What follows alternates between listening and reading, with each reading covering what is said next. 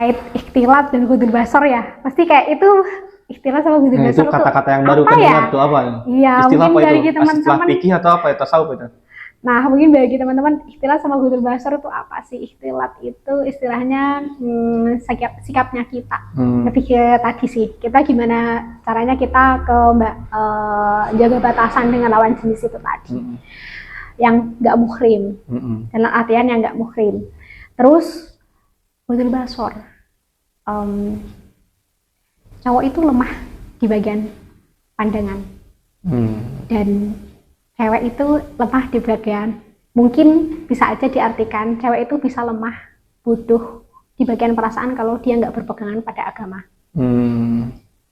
Dan ghudul basar itu menjaga pandangan. Jadi kalau istilahnya cakep tuh, ya udah emang dia cakep, tapi cukup segitu aja. Lu kalau sekali pandangan itu masih gak dosa, tapi kayak kalau lu nerusin pandang tuh kayak coy please gitu loh. Tapi tadi kata-kata ada urusan tertentu ya, kecuali ada urusan tertentu. Tapi tadi kata-katanya bagus nih. Kelemahannya cowok adalah pandangannya, kelemahan cewek ada perasaannya. Ya dibolehin perasaannya kalau tidak dibarengin dengan pegangan agamanya. Gitu. Berarti itu jadi salah satu saran buat cowok lah ya gitu. Jaga pandangan tuh emang benar-benar harus gitu kan. Iya. Karena itu salah satu kelemahannya. Apa jauh-jauh ya? Kalau sekarang ya enggak sekarang. Tapi buat sekarang nih teknologi di HP muta pandangan susah ya. Kok bagus barangnya? Kok bagus ya? Gimana? Nah itu yang perlu dinotis.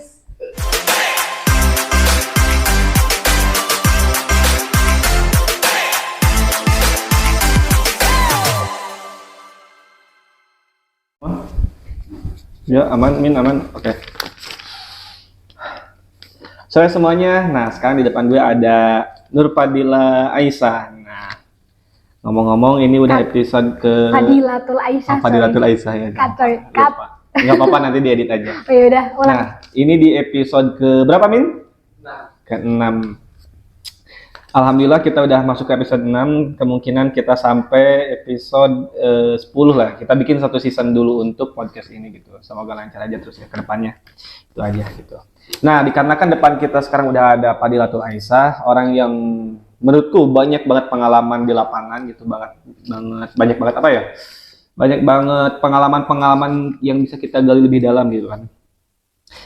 Nah, sekarang pengen kenal lebih tahu lebih dalam dulu nih mengenai Fadilatul Aisyah. Fadilatul Aisyah asal dari mana?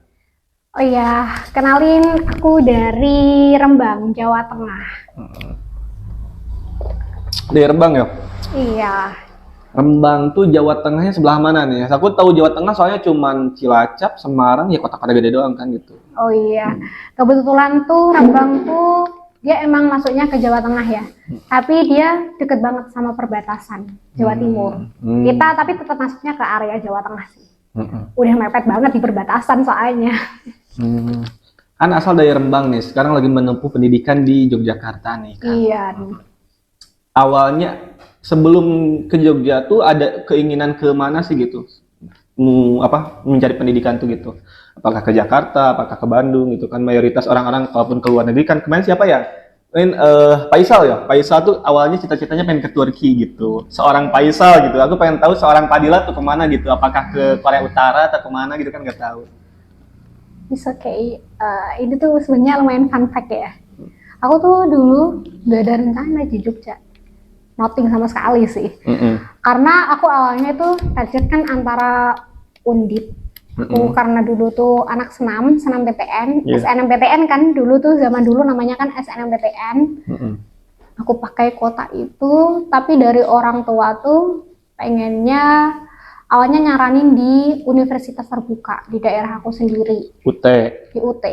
Tapi akunya belum kayak enggak deh, kayaknya jangan dulu gitu. Aku sebenarnya udah mau oke ya udah sih dicoba aja karena aku dulunya juga di anak pesantren kan posisinya. Belum terlalu kenal dunia yang di luar juga. Tapi aku dulu tuh sekolahnya di sekolah umum. Di sekolah negeri. Jadi aku kayak urusan kayak gitu tuh pengennya awalnya tuh di sekolah masuknya ke sekolah umum juga. Yang ya pokoknya aku pengennya di sekolah yang umum. Nanti aku tapi tetap di pesantren. Jadi aku dapat dua lingkungan heterogen. Tapi akhirnya tuh gimana ya? Aku tuh dulu pernah daftar SNMPTN di UIN Suka, ngambilnya pendidikan matematika, tapi nggak dapet. Dan di SNMPTN kan itu biasanya 2 ya. Emang ini salah satu taktik bunuh diri aku ya namanya ya, istilahnya gitu. 2, aku ngambilnya tuh dua-duanya pendidikan matematika karena dari orang tua aku tuh sebenarnya SNMPTN-nya itu nggak boleh dipakai. Tapi aku tetap yang mau pakai. Tapi kamu boleh pakai. It's okay, kamu boleh pakai. Tapi cuma 1 doang. Akhirnya aku pakai. Nggak lolos beneran. Soalnya aku satu-satunya nilai, nggak ada yang bukan. Ada 2 nilai itu yang aku ada KKM-nya. Dan nilai aku yang ada di KKM itu waktu di kimia sama di matematika. Kebetulan. Yang lain nothing. Berarti SMA-nya ngambilnya IPA ya? Iya, aku anak saintek. Tapi aku mau SBM juga mager gitu loh. Mager juga, kan harus ke Semarang ya, kayak gituan. Aku jadi ya udahlah, mager juga mau ngambil SBM. Berarti perjalanan dari Semarang ke Rembang tuh jauh ya? Enggak sih, cuma 3 jaman. Ya 3 jam sini Madiun kayaknya ada ya. Oh iya sih, ya. Oh ya jauh lah, bilang jauh gitu. Nah selama menempuh pendidikan di SMA umum nih, keahliannya tuh dalam bidang apa gitu? Saya sempet tahu nih, Pak Dila tuh sempet ikutan apa? Wing Chun, Wushu. Yang kemarin tuh yang lomba fashion show apa gitu lupa aku. Apa ya? Oh iya. Gila diam-diam ahli Wushu ya. About this tuh, aku tuh dulu SMA tuh karena aku nyimbangin posisinya aku di pesantren dan aku kelas 1 SMA tuh udah masuk ke pengurusan pesantren. Jadi aku udah ada tanggungan buat manage anak-anak aku, anak-anak di pesantren, buat ngatur waktunya, time manajemennya waktu, bangunin pagi, terus ngatur ngaji-ngajinya mereka juga di time juga. Mereka harus sesuai jadwal. Tapi di sisi lain aku juga anak SMA dan anak organisasi. Dan kebetulan karena aku dulu tuh sekolahnya di luar ya, aku tuh dulu jadi satu-satunya anak OSIS yang anak pesantren. Nggak tahu sih, kebetulan aja. Jadi semuanya teman-teman aku, karena aku sekolahnya tuh dulu di luar, di sekolah umum, beda yayasan sama pesantren. Jadi teman aku random. Terus aku dulu tuh paling cuman apa ya ikut pramuka gitu sih.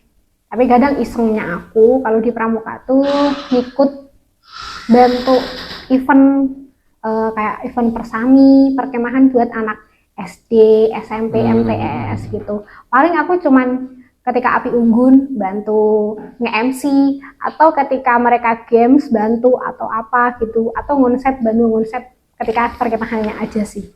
Jadi istilahnya aku bantu kepembinaannya mereka buat mendampingin anak-anak camping itu tadi. Palingnya apa ya? Aku terakhir itu ada sih satu pengalaman yang lumayan bikin aku agak patah. Karena itu kayak satu-satunya harapan aku buat aku ngambil jalur prestasi di kuliah. Karena kan kita salah satu syarat dari jalur prestasi ketika kita masuk ke universitas itu harus memiliki piagam minimal juara 1, 2 atau 3 di tingkat provinsi. Dan aku udah masuk kan, lomba di kebudayaan gitu ya, lomba kebudayaan di Jawa Tengah, eventnya se-Jawa Tengah. Tapi aku belum dapet, ya udah sih. Tapi aku masuk ke 10 besar entah berapa dulu. Yang belum rezekinya ya, Le? Iya.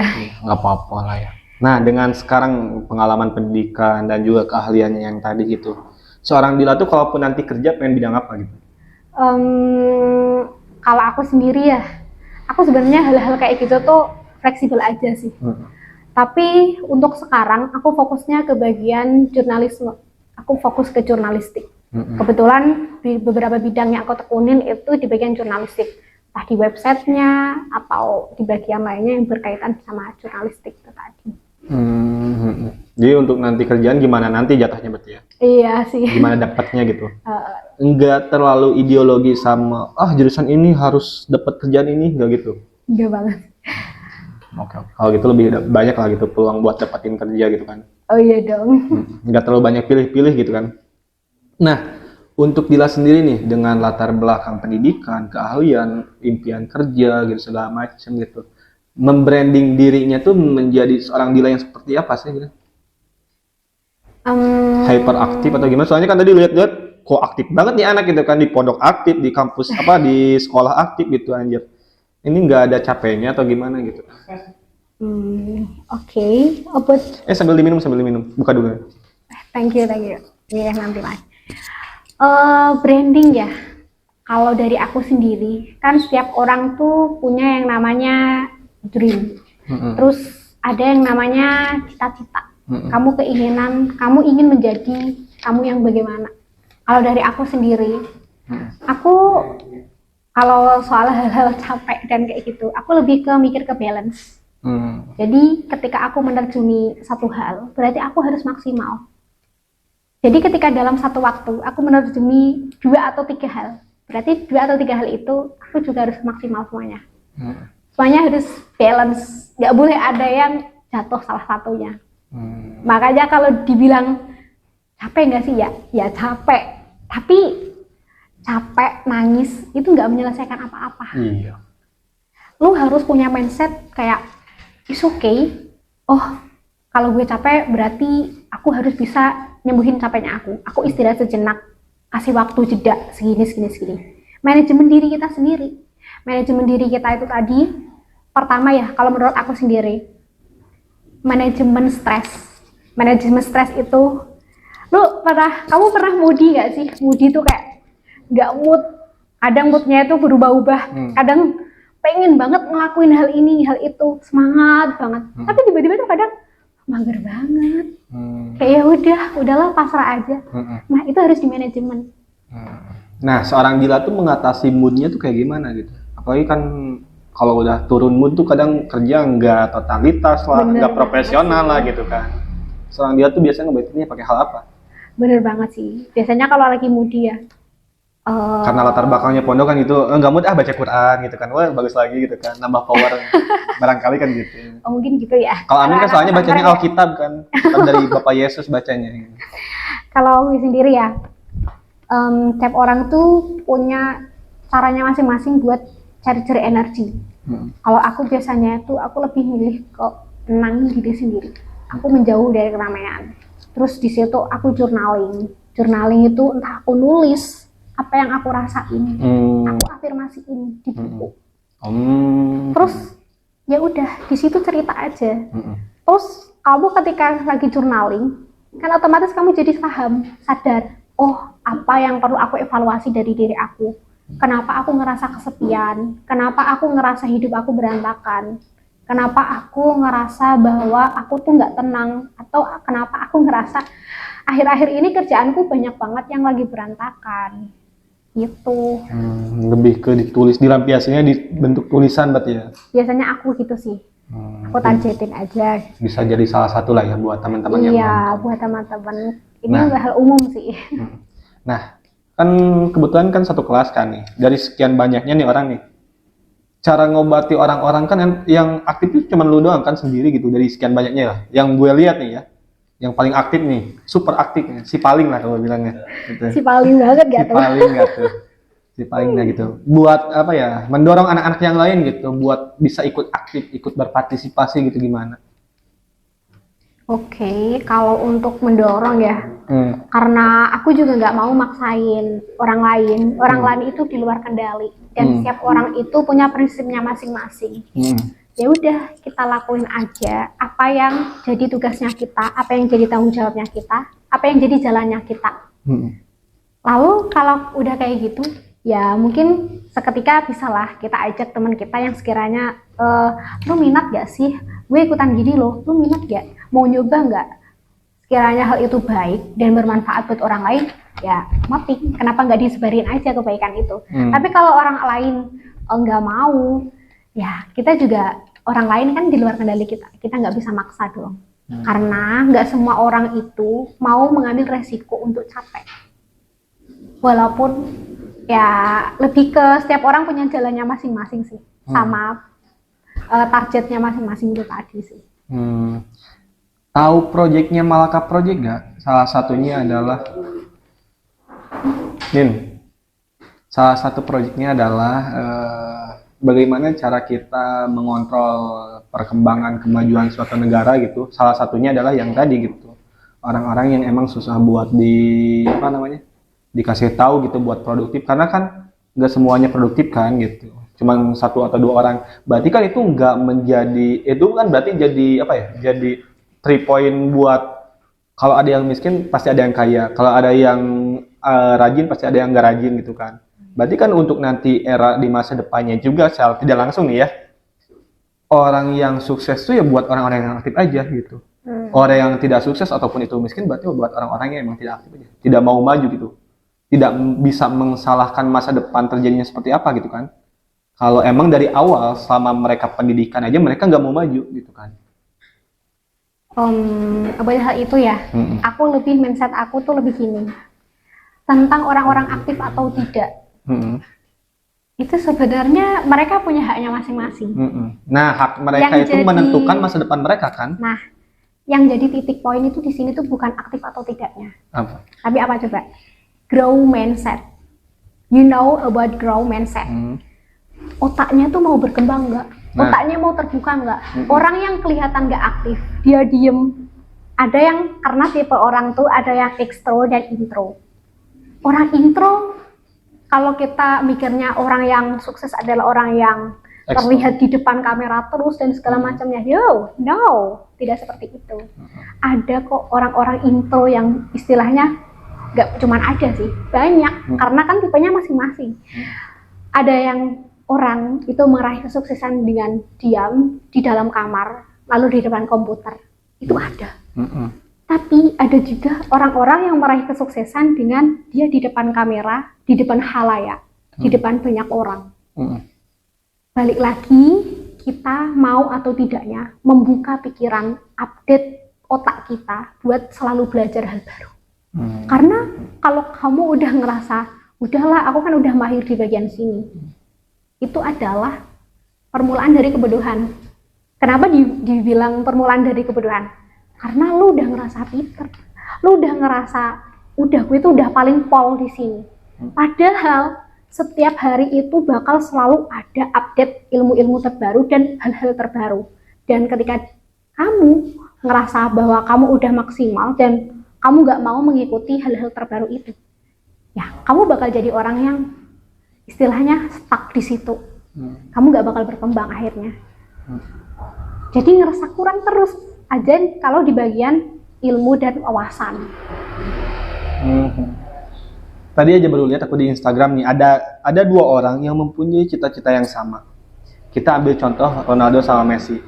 Messi dia memiliki privilege di mana dia punya bakat secara alami dari lahir. Sedangkan Ronaldo yang tidak mempunyai bakat alami harus bekerja keras gitu. Nah, untuk mendapatkan cita-cita yang sama itu kan progresnya juga berbeda gitu. Messi nggak perlu berlatih keras karena dia punya keahlian identik lah gitu dari lahir. Sedangkan Ronaldo yang tidak punya keahlian identik ya harus bekerja keras gitu. Paham nggak gitu? Cuman kan ini dua orang dengan cita-cita yang sama tapi dengan progres yang berbeda gitu. Sama aja kayak yang tadi, ya udah kita aktif nih bla bla bla bla bla, yang lain juga santai banget malahan kurang produktif lah kita lihat gitu. Tapi karena kita satu jurusan, nanti tolak ukur kerjanya kita nggak jauh beda gitu sama yang lainnya. Nggak jadi kemungkinan berarti kan ada yang emang punya keahlian identik dari lahir, ada yang emang harus bekerja keras gitu untuk mencapai hal itu gitu kan. Iya, terkait bakat dari lahir sama yang nggak punya bakat ya ini ya. Nah untuk yang punya bakat kan butuh kerja keras kan buat hal itu tuh gitu. Nah untuk yang mempunyai bakat dari lahir, ya itu yang jadi tolak ukur fokusnya tuh ada dua orang yang emang mempunyai cita-cita yang sama, sedangkan yang satu punya privilege keahlian secara lahir udah gitu. Alami gitu yang ya. satu yang belum punya tapi ingin berusaha buat mengejar gitu. Makanya dari hasil survei di situ kan tak terapin dilihat di survei di anak-anak tuh ada yang kayak gini, ternyata ada yang kayak gini. Nah gitu. Oke. Nah karena tadi pembahasannya daging semua nih, fokus semua nih. Sekarang lanjut nih ke pertanyaan-pertanyaan di ujung lah gitu. Seorang Dila nih yang dari tadi aktif, pernah pengalaman ini. Cara hubungan asmaranya gimana nih? Udah pernah menjalani hubungan jangan dengan berapa orang deh. Udah pernah menjalani hubungan berapa kali lah gitu. Aku juga Dan bilang sedikit atau banyak gitu. Aku first sih. Hah? First time. Jadi gimana ya? Ya paling kalau soal deket ya is okay. Pernah deket sama orang. Tapi kayak first time buat ya pokoknya first time aku mulai mungkin jalin hal yang serius. Soalnya kalau menurut aku ya itu mungkin privacy sih. Itu aku mungkin nggak mau terlalu speak up hal itu ya. Soalnya balik lagi ke hal-hal kayak gitu tuh fokus tujuannya kita sebagai anak muda yang sekarang tuh ngembangin diri dulu. Kayak ya udah, lo tuh nggak usah musingin hal-hal kayak gitu. Itu tuh udah ngalir asal lo jaga diri. Ini nggak jaga diri tuh dalam artian kayak gimana sih gitu ya. Jaga diri itu apa yang kayak nggak mau interaksi sama cewek cowok ya nggak gitu banget. Tapi lebih ke lo tahu batasan ketika lo interaksi. Ya bener banget. Lo tahu batasan ketika lo interaksi sama cewek cowok, dan ini berlaku nggak cuman di cewek ataupun cowok. Dalam agama tuh ada yang namanya ikhtilat, ada yang namanya ghudur basor. Mungkin kita belum sepenuhnya itu orang yang alim sekali, yang menutup diri banget, yang sangat syar'i banget. Tapi ketika kita belum bisa seperti itu, maka kita usahakan untuk menjadi manusia yang taat sama Tuhan gitu. Dengan apa? Minimal kalau belum bisa ngelakuin sunah-sunahnya, ya lakuin yang wajib sama jauhin maksiatnya gitu loh. Kayak ada mungkin kalau orang gue nggak pacaran, tapi kalau dia belum bisa jaga ikhtilat, belum bisa jaga ghadul basor, kayak itu juga masih perlu dinotis. Kalau nggak pacaran tapi masih HTS, dan mohon maaf apalagi sampai FWB-an, nothing banget sih itu no, please. Apalagi anak muda sekarang tuh harus pintar-pintarnya. Jadi lo tuh harus taat tapi gaul. Taat tapi gaul istilahnya itu gimana ya, lo bisa bergaul di dunia yang sekarang, lo bisa ngikutin teknologi, lo update, lo bisa berbaur sama siapa aja, tapi satu, agama tetap jadi pegangan lo gitu. Nah, yang punya pola pikir seperti itu kan sedikit gitu. Salah satunya kan lu kan gitu. Nah, sekarang saran nih buat teman-teman nih yang masih belum dapat pemikiran seperti itu gitu. Apa sarannya? Ya, aku juga sebenarnya juga bingung ya mau ngasih saran kayak gimana ya. Lebih ke kita itu manusia, dan mari memanusiakan diri kita. Bukan memanusiakan manusia. Itu juga salah satu cara memanusiakan manusia, karena kita juga manusia. Dengan apa? Jaga harga diri kita. Itu tuh salah satu jaga harga diri kita. Kalau cowok misalkan ya, ini kan posisinya kalau aku cewek, ya gimana caranya aku biar jaga batasan sama lawan jenis. Kayak misalkan nothing physical touch. Nothing physical touch, nggak terlalu yang physical touch berlebihan sama cowok. Kayak udah kayak sewajarnya ketika kita memang bener-bener ada keperluan banget aja. Di luar itu nggak usah terlalu bercandaan yang kayak terlalu berlebihan atau apa gitu. Terus kayak terkait ikhtilat dan ghadul basor ya, pasti kayak itu ikhtilat sama ghadul basor itu kata-kata yang baru kan dengar tuh apa? Iya, istilah mungkin apa bagi itu? teman-teman Istilah fikih atau apa ya? Tasawuf itu? Nah, mungkin bagi teman-teman ikhtilat sama ghadul basor itu apa sih? Ikhtilat itu istilahnya sikapnya kita. Lebih ke tadi sih, kita gimana caranya kita jaga batasan dengan lawan jenis itu tadi. Yang nggak muhrim. Dalam artian yang nggak muhrim. Terus ghadul basor. Cowok itu lemah di bagian pandangan.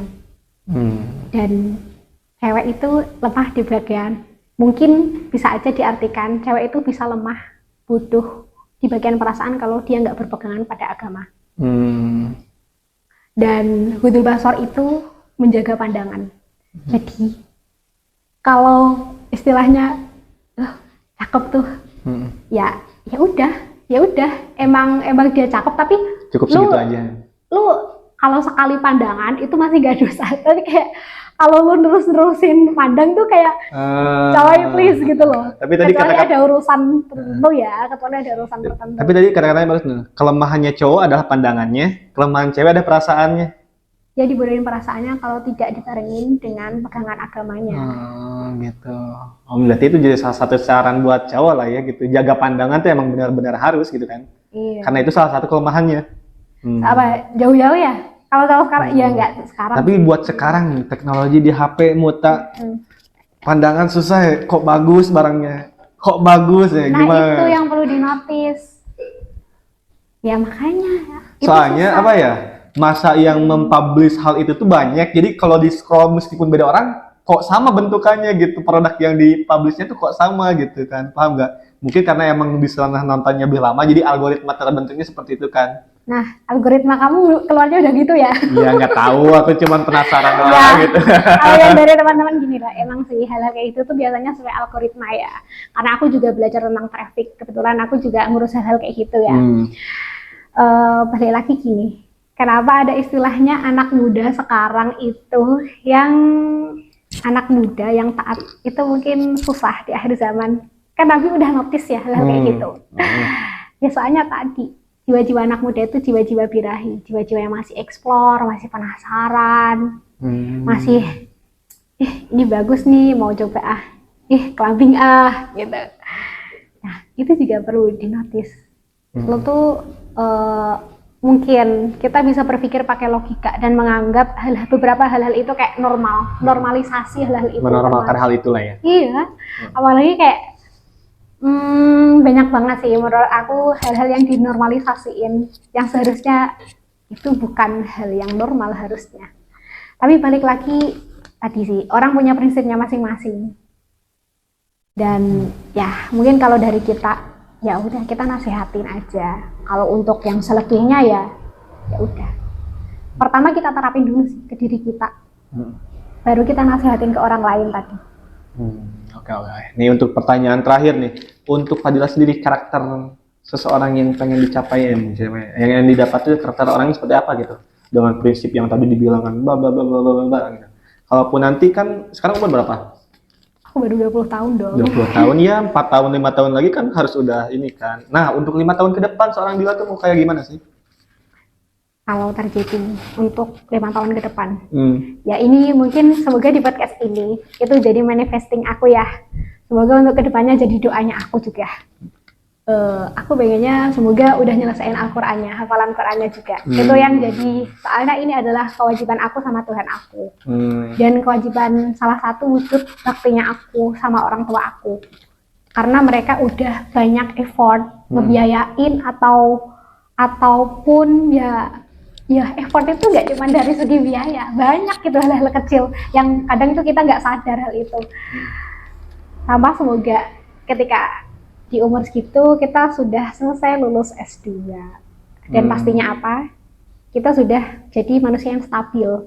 Stabil apa? Stabil emosinya, stabil bagian finansialnya juga, stabil kita bisa ngurus di keluarganya. Karena aku adalah anak pertama dan kebetulan aku cewek, jadi aku juga tetap mikir gimana aku posisinya di keluarga aku. Berarti untuk 5 tahun ke depan seorang Dila pengen S2 sama Quran beres? Ya, sama udah punya kerjaan dan karir. Finance lah ya? Iya, finance sudah stabil lah. Berapa menit, Pin? Mantap. Mungkin itu aja podcast kali ini. Semoga bermanfaat. Ambil baiknya, tinggalkan buruknya. Kelebihannya itu datang dari Tuhan, kekurangannya itu ya kesalahan dari kita masing-masing itu. Mungkin itu aja podcast kali ini. Oke, see you, bye-bye. Paling lama ini. Iya, biasanya orang-orang berapa?